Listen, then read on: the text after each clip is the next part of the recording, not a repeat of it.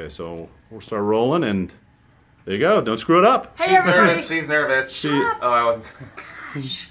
Yeah, I'm super nervous and I'm very excited, so thank you. I'm going to touch you. Yeah. I'm nervous. Thank you guys for letting me talk to you. I'm a huge fan. I have been for a very long time. Cool. Which brings me to my first question.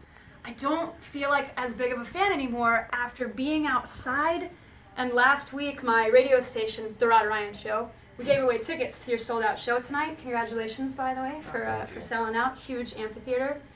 Your fans are so dedicated, intense, passionate. Does that freak you guys out at all? Or are you used to it? I wouldn't say freak us out. That's not the right way of putting it. Okay. You know, we're not surprised by that because we know that we create music that has that same passion in it, and when you kind of like put that type of art out there, it attracts certain type of people who just gravitate towards it. And honestly, this is pretty close to what it is that Josh and I talked about years ago about what we wanted to see our fan base become, and we're really proud of them because I know that they're proud of us too. So it's a really cool relationship. I'm proud of them. I'm proud of like us because I'm a huge fan. I'm proud of you guys. It makes me so happy that we're here at the Woodlands. Like I took a picture of the marquee because I saw you guys. First time I saw you guys was you opened up in the morning back in Florida. Yeah. At some show like right on the water, Yeah. and we were so blown away by you guys. You did maybe like a 5-song set, and now I get to see you guys here, and it's awesome. That's cool. So your fans love your lyrics too. Like you Google 21 Pilots and you see your lyrics tattooed all over everybody, and a lot of your lyrics are like kind of staying out of your head, your mind. What do you guys like to do to get out of your head? Well, one is music. Mm-hmm. It helps. I mean, that's why I was attracted to songwriting in the first place.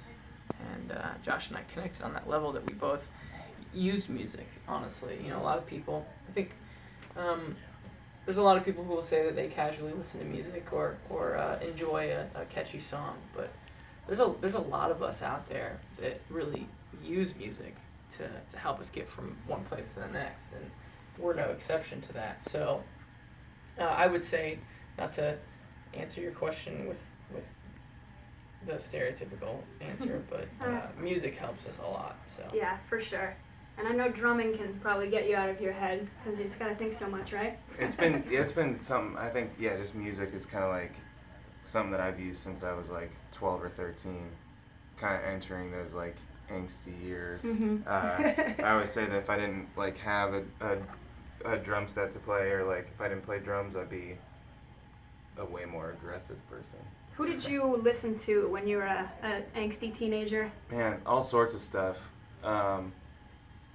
I don't know. I think that like now are some of our like confusion and which way to go to like create music comes from our confusion of what to listen to when we were younger. It was like it just kind of was like I had friends that listened to like rock music, friends that would listen to like rap. And then I kind of like took a little bit of all that stuff, and I was like, "This is all pretty cool."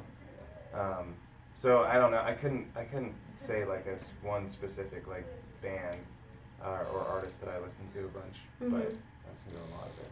It must be cool. It must be a really good feeling to know that you are one of those bands that angsty teenagers can listen to. Like, not to pinhole them all, but so they can get some relief, So maybe make their day better. Yeah. It must be awesome. All right, so you guys like to do a lot of cover songs at your shows. In fact, one of your first viral videos was you guys doing ukulele, one of my favorite artists of all time, Elvis Presley. Oh, sweet. look at that. Taking care of business, that's right. Yeah. So how do you choose the cover songs that you do? And you're seeming to do like you did Beyonce a couple of weeks ago and Celine Dion. Yeah. How do you choose those? Well, from the beginning, we knew we were playing in front of crowds that didn't know who we were. True. So, as much as we're trying to introduce ourselves to them, even from a local level, just starting out playing around our hometown and starting to venture out a little bit, we knew that we had to have some part of the set that at least someone would have some familiarity. So like playing a cover song was the easiest way to do that, to kind of break down that wall and be like, yeah, this is a song that we're going to kind of put our own spin on it. So the cover song has always been a pretty important part of our live show. Now that we play headline, shows, everyone knows our songs, which is amazing. We still never wanted to lose that intrigue. What could we do to a song that we have heard already or that we loved? And how we decide which ones to do it, I have a note in my phone that's just called potential covers. And anytime I hear stuff, or it's a lot of old songs, like oldies, that I think we could do a really cool idea to it. And I always just keep track of them, and so each tour we look at that list and be like, which ones would we like to do now? Yeah. So we try not to be, I guess we're pretty fearless when it comes to it. So we just go for it. It's a good way to spice things up, and then maybe even introducing your fans to new songs that they otherwise wouldn't have known. Perhaps some fans think that you wrote Can't Help Falling in Love with You. Yeah. Well, neither did Elvis, so.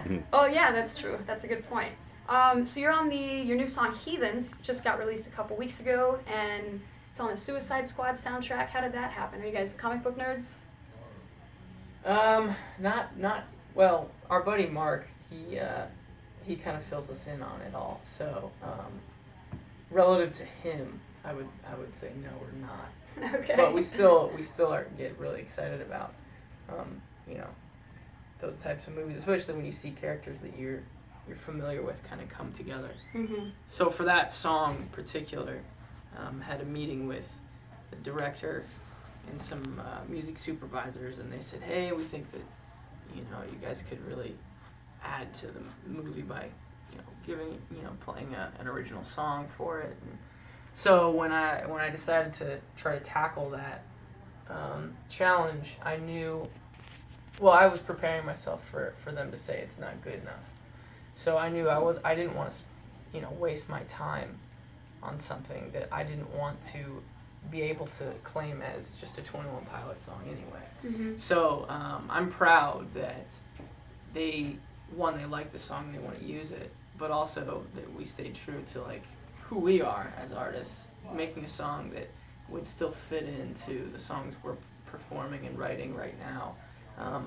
I think I emailed them back when I sent them over the idea. I was like, and if you guys don't like this, don't worry, we'll put it on our next record, and it will, our fans will love it. So. And then you drop the mic. Yeah.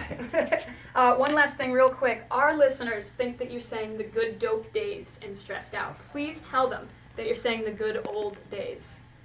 Yeah. Or am I wrong? No, it's not dope days. Have you ever said that? Have you ever thought that? Have you ever heard that before? No, or is it but just now, our listeners? now that you're saying it, The like good dope days. Yeah, people have asked me that as well. I kind of feel That's like what it is. I wish we'd made it that. I know. Oh, sorry. Well, you guys can email me and I can help you write your next album if you want my ideas. That would be cool. Okay, yeah, I'm here for you. Yeah. I'm here for you. Thank you. I got you.